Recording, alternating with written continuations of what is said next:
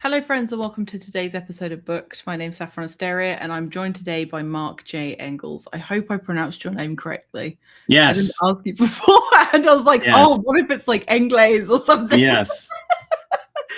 Oh dear. Yeah, I've already asked you how you are today and you seem to be fine. But thank you so much for joining me today. I really appreciate your time. This has been a long time coming. Yes. I know that we created your author feature over a year ago. Yes. So it's been a while, but we made it. Yes. So yes. Thank you for having me. Of course. I had the pleasure of speaking to your friend Stephen again about a year ago, and he got me all hyped up for this interview. So I'm really looking forward to getting to know you better. So first off, could you tell us a little bit about your work and what to expect if somebody were to pick up one of your books? Sure.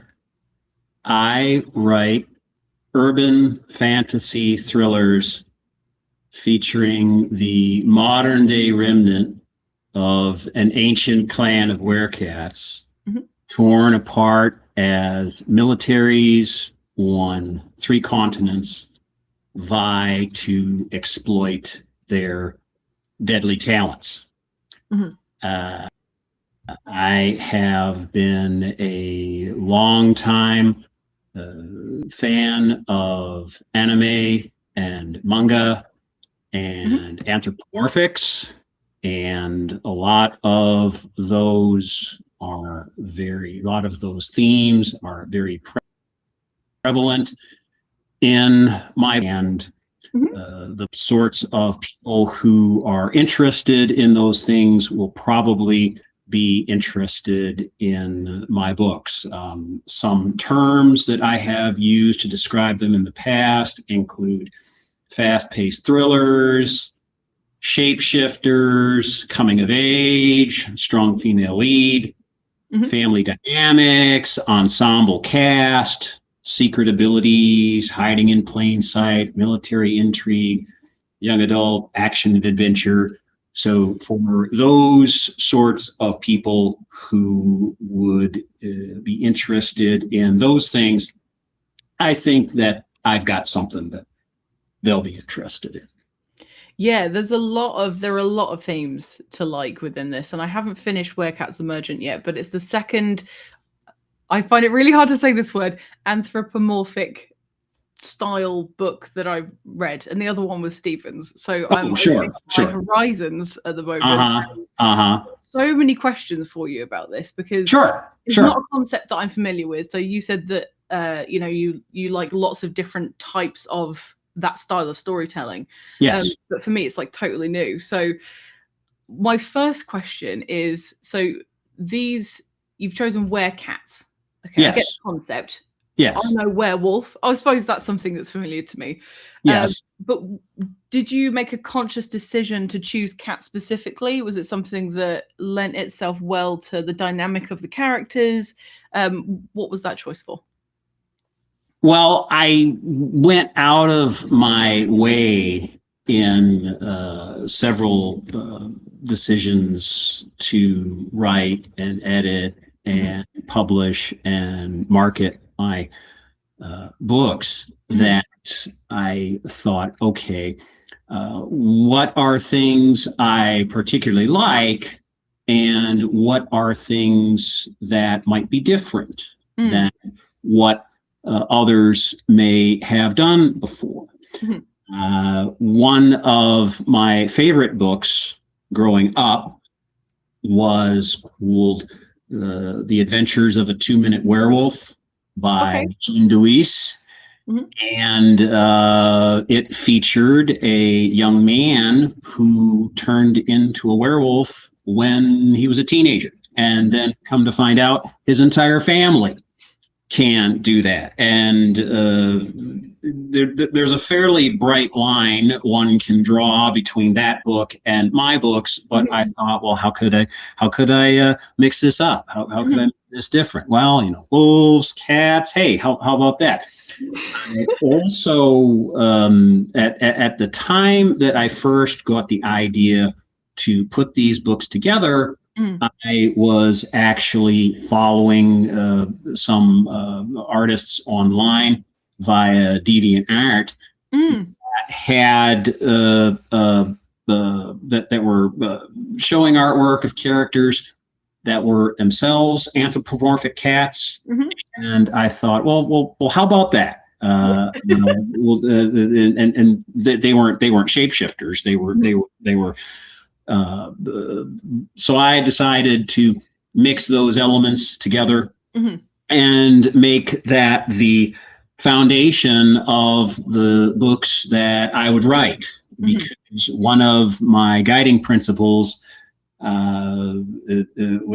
which people will see it on my website, people will see me chatting this up on social media, is that I wrote the books that were in my heart to write, books I wanted to read and couldn't find.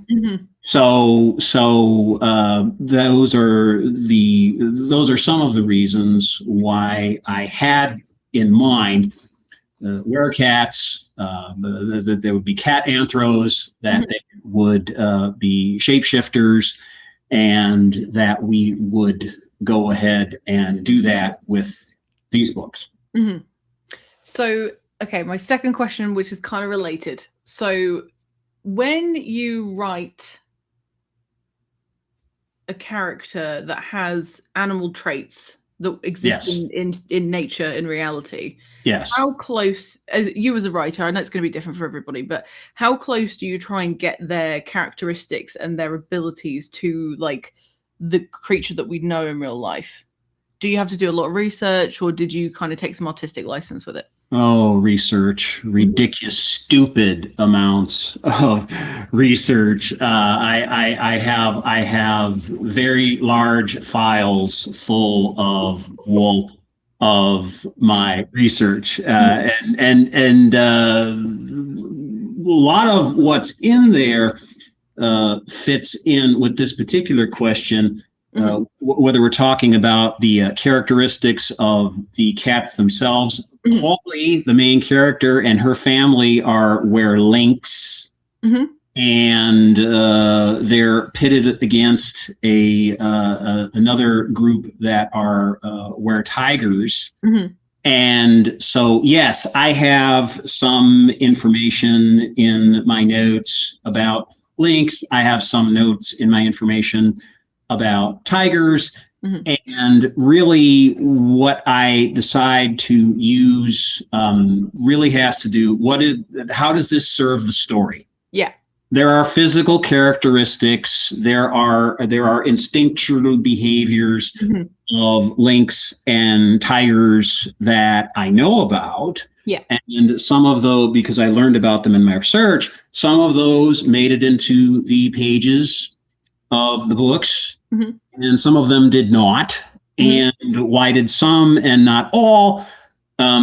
Because, well, I'm not doing I'm not transcribing an episode of Mutual of Omaha's Wild Kingdom. I'm telling story. So some of those characteristics fit the story, fit the characters. Some did not, and those that did, I wanted to exposit in the books, because this was another thing that made them different and unique, and I believe enjoyable to the people who have read or, like you, are reading. It's definitely something that I appreciated as a reader, because I was like, okay, so because I don't know enough about lynx and enough about tigers to know what was like accurate in terms of nature. What I appreciated was that you weren't like such and such turned into a lynx, and let me tell you all these facts I know about lynx. Like it's very much as you would describe any other character. Yes. Like the way they run or the way that they move. Yes. Or, you know, as you say, their instinctual behavior. Yes. It felt accurate, but I wasn't sure if it was because I don't know enough about them. But it's interesting. It must be because with your like real life work that you do other than writing, Yes. it seems that you have to be probably quite methodical and detail oriented for your day job. So does that also translate to your writing as well? Because you said that you have pages and pages of notes. Do you feel that you have to be quite accurate when it comes to things like locations or people, like languages? You've got a whole bunch of like different languages in your book, like Polish, yes. and I think there's some Korean in there. Yes. It just blew my mind, the amount of information you've had. It was wild. Well, and for those who haven't been to my site yet, which you can see in the notes or a little QR code on the screen, you'll see that in my day job, I am an electrical engineer who specializes in the design and construction and testing and commissioning and maintenance of signal and train control systems for railroads and rail transit operations all over the United States. And now I'm starting to get exposed to the Canadian marketplace also. Oh, interesting. So in the sorts of things that I do, research and implementation is part of what has allowed me to do that work for over 20 plus years now. And so being able to read and process information and know what information to use and what information maybe hold back and not use it, because there's wisdom and discernment that comes from that. Yes, I have all this information, but some of it is helpful and some of it is not, and it's incumbent upon me to figure out one from the other. So I did much the same thing with this. Yes, lots of research, lots of notes, ridiculous, stupid amount of time invested doing that, and frankly, I couldn't not. Yeah. I'm definitely a plotter as opposed to a pantser. I was going to guess that. I think that, well, and I think that each author needs to really think, okay, how do I best work? Because may work best for this person may be a terrible idea for this other person based on their interests and their aptitudes and their inclinations and the sort of work that they're trying to produce. So yes, that's what I write a lot, very similar to the way in which I work. I probably could not have done what I did if I tried doing it. And so that's that. And yes, my work, I am slow and methodical, and certainly in my writing, I'm slow and methodical. We're seeing there are many websites which say many things, and a bunch of them are telling you if you want to have success as an author, you need to be publishing, you need to be putting out a book a month. No, that may work for somebody, but that certainly wouldn't work for me. That certainly wouldn't satisfy the aims that I have. Oh, for sure. We yeah. I think if that was the standard of success, I don't think I would do very well at all. We've had a few people join us since we've started. So we have Grant that's joined us today. Hello, Grant. How you doing? Who likes cats? Okay, so he had a question about cats, specifically the werecats within the book. Sure. Now, do the cats like boxes? Do they have those kind of cat traits in any way? well, they do spend a fair amount of time as people will read inside shipping containers for reasons, which is maybe a bigger box than what you had in mind. I do need to characterize them, however. What you see on the covers of my books with my main character, Paulie, various parts of her life, if you look carefully, you'll see that's not her skin that's shown on her arms or around her neck. That's actually fur. And you'll notice that fur is different colors depending on the time of year it is. Just that's one of those lynx traits that I included. That lynx are usually brown in the spring and summer, and they turn gray in the fall and winter. And yes, the reason I bring that up is that that's their final form. There are some shifter authors, many shifter authors, in fact, that progress the transformation all the way to the feral state, where they're indistinguishable from a wolf or from a large cat like a puma. And I don't do that. What you see there, where they've got the fur and they've got the claws, that's well, and you can't see Paulie's face and the fangs that she's got. And on my website, there's a bunch of character art that had been I'd commissioned, or I bless their hearts, I had some people send fan art to me. That was amazing. And so if you want to get a better look at what those characters look like, you can go to if you go to the link, and there'll be a link there to take you to my website. There is a part of the website that has a gallery, and you can see what these characters look like. So that's so yes, they're not cats that you'd find reclining on a tree limb, or sitting on the sofa, or sitting in whatever box they happen to find. Okay, well, I'm glad that you were able to answer that, because I know that would have eaten Grant alive. We also have Timothy Janota. Thank you so much for joining us. And we have Ellen Holmes, who is now listening at full volume. Thank you for listening at full volume. And hello, Skullgrin. I'm assuming that's not your given name. Or if it was, then that's cool. That's Sammy. Hi, Sammy. So glad to see you, Sammy. Oh, hello. and he is in the UK. So you'll have to. I don't know if his where he is was close to where you're familiar with.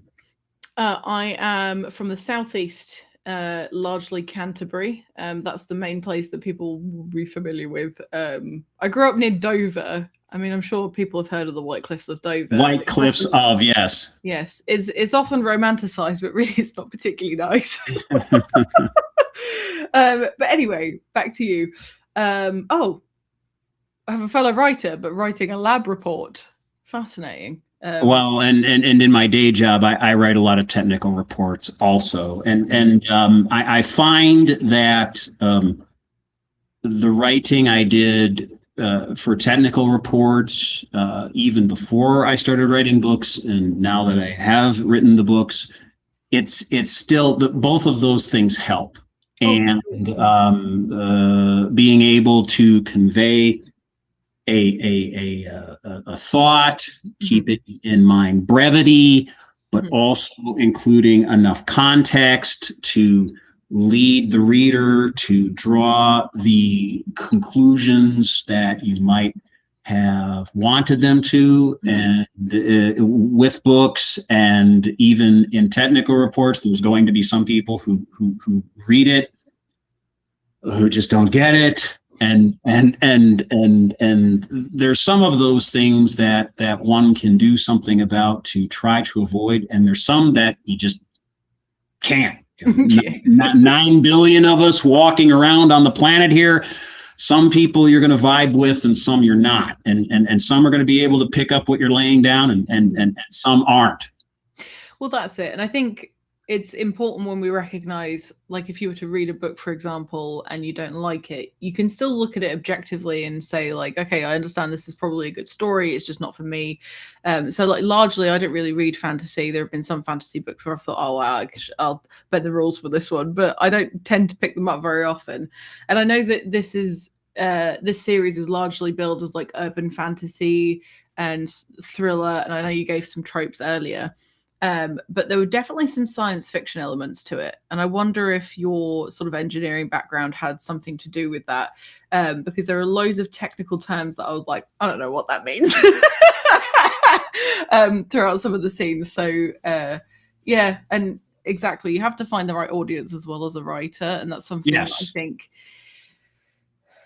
some writers fail to, well, maybe not fail, that's a really strong word. Some writers struggle to kind of understand that their book is not going to be for everybody, and to find your audience is actually not that easy unless you already have like a built-in community, or if you already like built up a readership over time. But when you when you're marketing something, I mean, you, for example, have been able to identify like a ton of different things that could appeal to people, so it in turn, that's going to make it easier to market to people, I imagine. You've got a ton of, I mean, these books came out in 2023, and you have a ton of reviews, and they're largely really positive because it seems like you found your audience.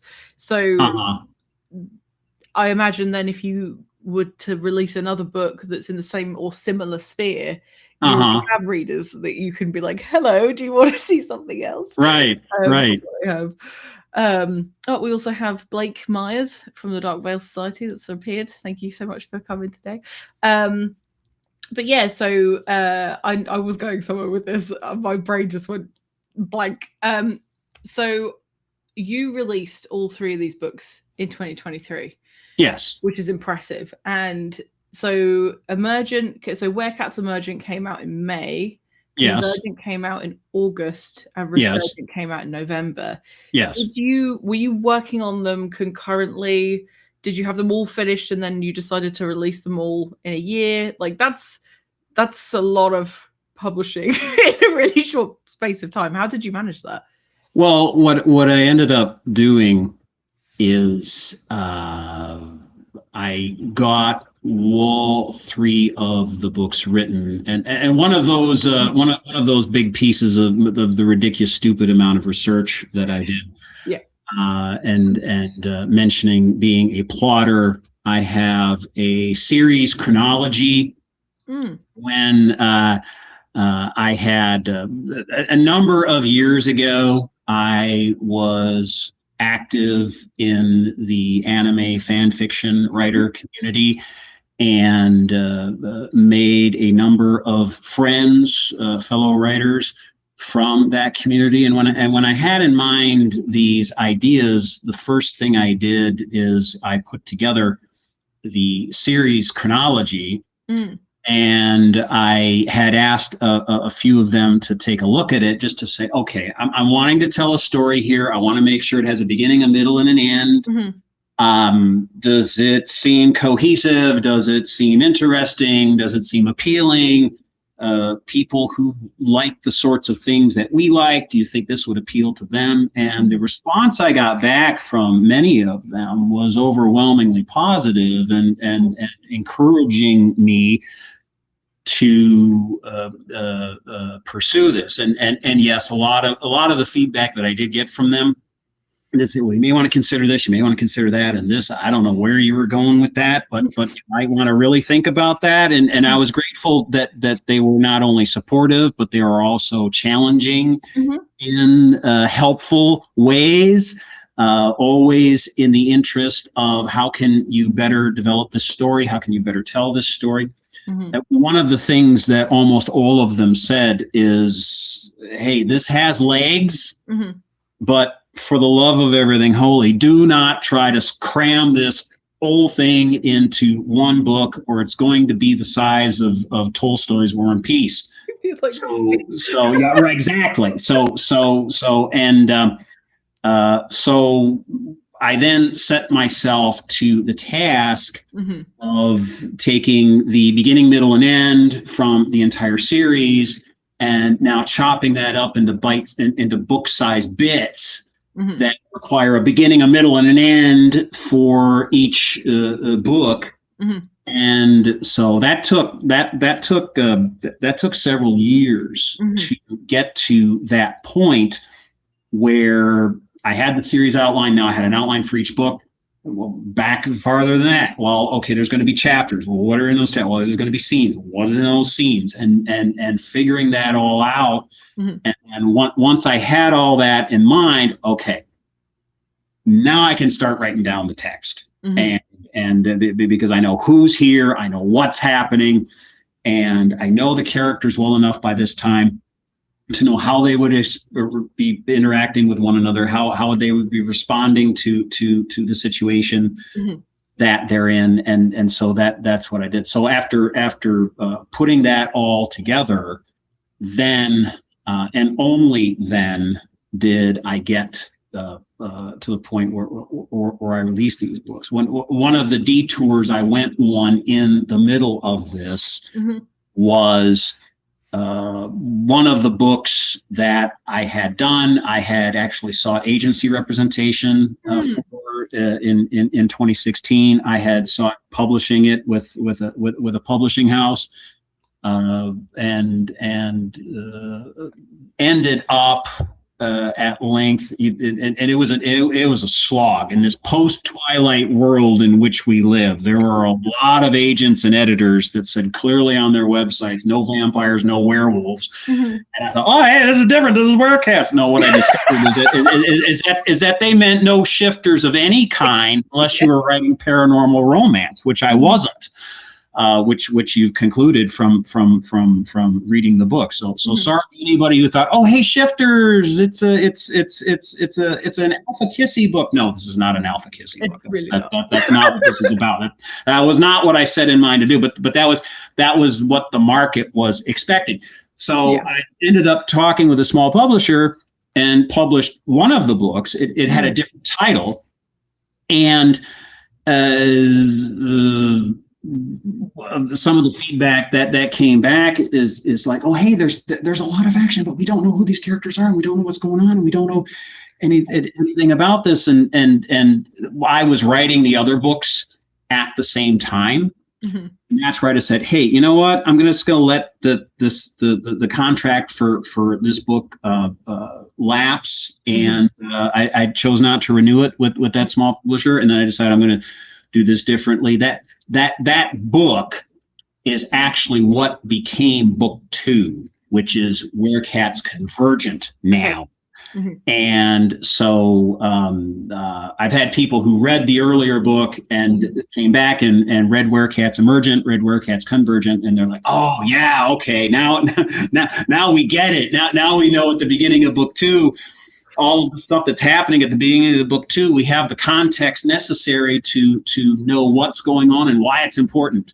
And it's even that much more thrilling, which was certainly affirming to hear. So that's why I ended up doing that. And I know that if people were going to read book 1 and they waited for me to finish book 2 before I published book 2, they would probably be like, who? What?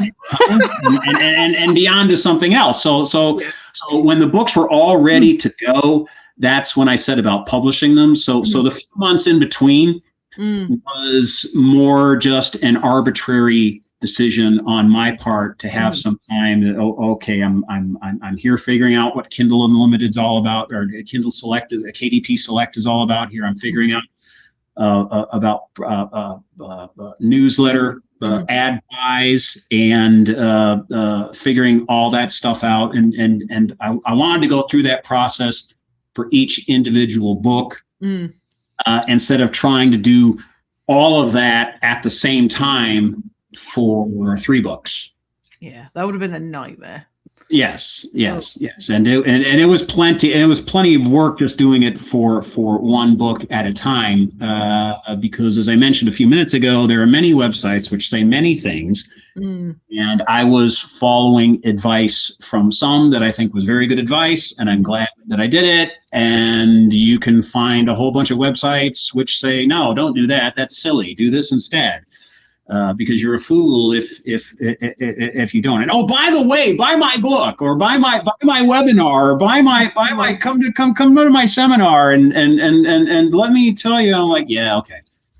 So I swear, these scammers, they're hiding everywhere. They're in the cupboards. They're in the bushes. They're waiting. These weren't scammers. These were people who are legit. These are people who come from publishing. These are people who are successful authors themselves. Successful book marketers themselves. But one of the big challenges for me, being a engineer and familiar with codes and standards and acceptable past practice, is that you'll find that for any one thing a credible source suggests that you do, there will be other credible sources that says that's a silly idea. Don't do that. You're not going to help yourself by doing that. Do this other thing instead. And both of those sources are seemingly credible. They have their own experience to inform them of what they're doing and why they're doing what they're doing. And so that technique may be successful for this person, or may have been successful for other people, but will it be successful for me? Will it be successful with the book I've written and the audience I'm trying to reach? Maybe, maybe not. It's worth considering. And I frequently remind myself of a quote by Bruce Lee. Adapt what's useful, reject what's useless, and add what's truly your own. And I think that I did that throughout my journey here, writing, editing, publishing, marketing. Because as anyone who's trying to do this, there are many websites which say many things. Isn't that the truth? Honestly, it's hard to figure out what's going to work without giving it a bit of trial and error.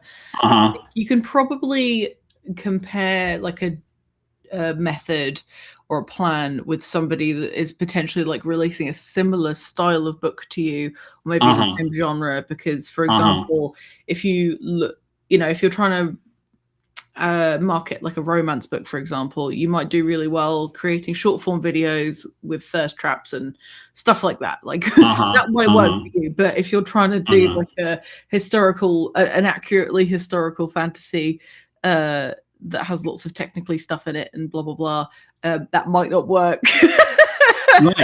right Because that's not where your audience is. So no, I think it's good that you were able to adapt in such a short period of time, and you also give yourself the space to learn those lessons, but you also didn't make the readers wait for the next installment. Just going back a second, I think it's really good that you've had people that read the first iteration of this collection and then come back to the one that you've published yourself, and have given it another chance, because that goes to show that they really wanted you to do well and they wanted it to be really good. It's just sometimes you need a couple of goes at something, and you obviously learned a lot of lessons. So yeah, and I want to interject here that among those websites, many websites which say many things, many say that, well, write the novel and try to sell it, and if it doesn't sell, put it in the drawer, park it on the shelf, wherever, and go do something else, or and then lather, rinse, repeat. And you hear some of these people, known names now, who are saying, "Oh yeah, the book that hit it big was book number 5, 6, 7, 8 that I wrote," and none of you will ever see any of those earlier books. And I think that there's a big difference between writing a book and writing this book, because I've been very clear to many people on numerous occasions that but for writing these books, but for telling these stories with these characters, I wouldn't have been writing at all. I would. I told you about my work. I'm a husband. I'm a father. I'm active with my church. I have other friends. I'm a D&D gamer, and they're the tabletop gamer. There are other things I have going on that I deliberately had to stiff arm to say no. I need to do this, and I wasn't going to do that for. You hear a lot of people bagging on people who write to market. Write what book the market is telling you they will buy. And I think there's some value in that, especially if commercial success is really what you're after. But as I mentioned a few minutes ago, no, I had, these are the books I had in my heart to write, the books I wanted to read and couldn't find. And I'm glad that I did write them. I'm glad that they're done and out there, and I'm even more glad that other people have read them and enjoy them also, because those are my people. Those are the ones that I ended up writing the books for, because I figured that the 9 billion other people walking around on the planet, there's probably people who will enjoy the same sorts of things that I enjoy, that will enjoy these books. For sure. And I know that you, I know why you wrote these, and it was, what did you say, like 10 years ago or something that you started writing them in the first place? About that? Was it a little bit? It was more like 13 or so. And it dovetailed right in with my day job, because one of the things that I do when I'm doing testing and commissioning for signal and train control systems, I usually, the engagement, I usually call it a deployment, because that's about what it is. I'm on site for weeks or months at a time, living out of a hotel room, out of a suitcase during that entire time. And this was the sort of thing that I occupied myself with during my off shifts, instead of going to the bar after doing that a few times and realizing that okay, this wasn't nearly as much fun as it was when I was in my early 20s. And things cost a lot more now. So I decided that what am I going to do with myself? And it was following these other artists on DeviantArt that where the ideas started coming to me. Hey, I could do this. Or as I tell people, you see what Polly looks like. She showed up in my self-consciousness and just started threading around inside in there and said, you, I'm talking to you. Write my story. You don't know how to do that. Ow. Okay. So I say, my muse bore claws and fangs and demanded that I write, and so I did, just so that she would leave me alone. I hear that so often. I hear it so often. There's a huge subset of writers that I think are just mildly possessed. Yes. By their characters, at least, anyway. So yeah, a great point from Ellen Holmes. When you write to market, the trend will be over by the time you're ready to query or publish your book. Or maybe somebody notices your query. True that. But the other thing that I'm also hearing a lot of is well, we're writers going to write. And so they write all these things. They write all these things, and bless their hearts. They write the thing, they put it in the trunk. They write the thing, they put it in the trunk. They write the thing, they put it in the trunk. And so they've got this trunk full of things that, hey, here's on the manuscript wish list, or hey, there's a query, there's a submissions call out for this or that. Hey, I got one of them, and they go haul it out and blow the dust off, and and submit it. And those who do that, oh bless their hearts, but that's not me. I couldn't do it. I already decided long ago when I first started writing, haven't finished the book. Doesn't matter. Anyway, so I was like, okay, so I need to make friends so that I can, have people read my book or whatever. Right. Doesn't hurt. Yeah, and I was like, I'm gonna write a book, and then I'm gonna get an agent, and then I'm gonna get blah blah blah. I was naive. Okay, so I joined. That's not a bad plan. It's not. When reality impacts it, you might have to make adjustments because there's millions of other people that have that same plan, and there's not millions of books published every year. Dude, I found them on Twitter, and I didn't want to be that person. I saw people screaming into the void, and obviously people have successes, and I'm so happy for them. And if that's what your idea of success is, to be signed or whatever, I really hope that you achieve that. But I am not patient enough. I'm not patient enough. I would rather get it out there and have people just see it and read it than wait around for a stranger to take a chance on me. In this like 1 in a million chance. I agree. Beware of the trunk monkey. Yeah, and I didn't think that was going to work out well for me either, because after having been on the submission trail, having sought agency representation, having seen all these places, no vampires, no werewolves, and the agents and the acquisitions editors at the big five publishers had already made up their mind that in this post-Twilight world in which we live, that unless you're writing paranormal romance, don't talk to us about Shifter. Yeah. And so I just had this moment where I figured out, okay, I forget about. I was 100 query rejections in by that time, 120 query rejections in by that time. I don't have the spreadsheet. I haven't opened it in years, and probably never will again. And I just figured, what are they trying to tell me? They're trying to tell me that they don't think the market is interested in this sort of thing, and it doesn't matter how good I've written the book if they don't think they can sell it. And I'm thinking, 9 billion people on the planet. There's got to be other people that are good. But if I'm going to go do this, I guess I'm going to have to well, with that small press and that's well, I guess I'm going to have to publish them myself. Yeah.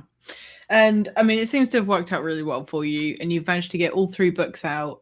Before I ask my last questions, I just wanted to ask you, so you've written the books that were in your heart. Do you have anything left to give? Do you have anything you're working on, or do you think you will write any more books? Well, what I can tell you is that all 3 of the books fit into one part or another of my big series outline. And the end of the 3rd book is the beginning of the 1st book, and the end of the 3rd book are the beginning and end points of my big series outline. Yeah. So I'm confident that I've done what I set out to do. Especially between book 1 and book 2, the end of book 1 comes and goes, and the beginning of book 2 is a number of years later. And there is still stuff in my series outline that would fit into the time period between the end of book 1 and the beginning of book 2. Could I write that? Yeah, I suppose, but I'd have to set about the task again of determining a beginning, a middle, and an end, and figuring out how to develop that, and then go through all this rigmarole all over again, put in a 1.5 book, not the 4th book of the series, but between book 1 and book 2. I could do that. I haven't ruled that out. The end of book 3 is the end of my series outline, but I believe I set it up in such a way where Paulie and the rest of her family could have more adventures if there's room for that to happen. Will I write those stories? I don't know yet. All I know is that Paulie's not shredding around on the inside of my head anymore. I think I've done everything she was insisting that I do. Will I do these other things in the future? Maybe. I haven't made any firm plans. Okay. Well, to be continued, possibly, maybe. Yes. But I've given you a beginning, a middle, and an end to the series already. So enjoy. So I'm very aware. It stands alone. It stands on its own, and I'm glad I put something out there that is done and stands on its own, because as all of us have heard, oh yeah, I could write a book if. No, I don't. No. You got nothing to say to me, because anyone who's actually did it went through all the steps necessary to do it. There's a lot of people who have ideas. There's a lot of people who have intention. There are very few people who deliver. Mm-hmm. For sure. I'm very aware that we're on a time crunch for this show today, so that you're not late for your next engagement. I do have 2 questions that I always ask people. Okay. The show. Sure. If anybody has any questions, please do put them in the chat and make sure they're short, because we've got a lot of time left. So my first question is, and you may well have already answered it in some way or another, but what does success look like to you as an author? I told the story I wanted to tell in the best way that I had at my disposal at the time to tell it. Is it finished? Have I done what I set out to do? Am I happy with the story that I was told? And if it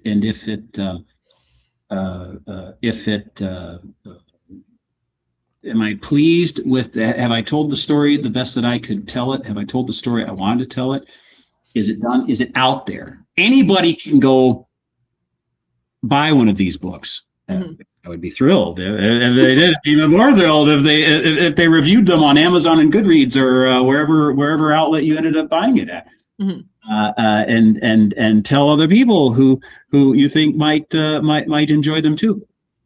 But regardless of how many people do that, they're on my, well, you can't see the shelf behind me, but they're on the shelf behind me, and I can say to my wife, my son, anyone else, to say, I did these. And that's, to me, is success, to be able to look back at it and say, I've done what I set out to do. If there's some commercial benefit that comes from that, hey, that's great. But regardless of whether there is or isn't, I still did what I set out to do. And that's what I consider success. That's very cool. I'm so glad that you've managed to achieve your success, and anything else is a bonus. Now, the question that is in the chat, I don't know if you're going to have the answer to. I said a short question. What is the airspeed velocity of an unladen swallow? If you have the answer, I would be like the guy in Holy Grail going, all right. So let me just jump off the cliff right now. So my final question is, oh, hello, Nathan. You've joined just in time. We're about to leave. So my final question is, if you could go back to that 13 odd years ago when you first started writing this series, if you could give yourself some advice, what would you give? I mentioned it a few minutes ago that there are many websites which say many things. My experience with writing and editing and publishing and marketing is not unlike when I was still in college, putting together a resume for the first time, or a CV for your European listeners. When they say, okay, well, here's how you structure it, here's how you lay it out, here's how you do it right. And so you would do that, and then you would send it around to people and say, well, what do you think? And they say, oh, this is ridiculous, and don't do this, and do this instead. You need to structure it this way. You need to highlight these things, and you need to. So you hurry scurry and you do that. And it wasn't until later that I heard of a parable known as the miller, his son, and the donkey. Which was memorialized when I was a little boy in a storybook called Old Man Wicked's Donkey. And it was the idea in the miller, his son, and the donkey that no matter what the miller, his son, and the donkey did, there was going to be somebody pointing at them and saying, you're doing it wrong. And it was the same as I learned with the resume. No matter what I did, there was going to be someone telling me, you're doing it wrong. I wish I would have had that in mind when I first sat down to write and edit and publish and market, because all of those junctures, many times throughout those processes and those individual segments, there was somebody, whether they were interacting directly with me or whether they're interacting indirectly with me on social media or on blog posts or on YouTube videos, telling me you're doing it wrong. You're not doing X. You're doing Y, and Y is silly. Don't do the Y anymore, and do X instead. And oh, by the way, you can buy my book or attend my seminar, and I'll tell you all about how. And no, they're not scammers, but they have a very different way in which they develop success, and they believe they've achieved success. And having been my entire career as an engineer, it was disorienting to know that slavishly following codes and standards and acceptable past practice is helpful in that market segment, but it's not nearly as helpful in this one. So I would tell myself that, be less of the engineer while you're doing this, because no matter what you do, someone is going to tell you that you're doing it wrong, and you have to develop for yourself. And each person has to do this. No one person can do it for you, to understand what your goals are, what your aims are, what success means to you, and do the things that will help you do that. Instead of the things that are going to help someone else achieve the measure of success they consider. Well, that's great advice for everyone, to be honest, because there is so much information out there. It's always good to consider, like, who am I? What is my book? Who are my readers? What is my success? And then by finding out those things, you can then identify, like, what information is going to help me, what tasks are going to help me achieve that thing. So I don't want you to be late for your next thing. So I just want to say thank you so much for joining me today. Thank you to everyone that joined us in the chat and who watched live. If you're watching the recording, there are links to Mark's books and website in the description of the video. Please like and subscribe and all that stuff. Check out these books, and thank you again. I appreciate your time. Thank you, Saffron. Thank you for having me, and thank you everyone for joining us. Right, I'm going to awkwardly wave, and I will see you later. Bye, everyone. Thank you.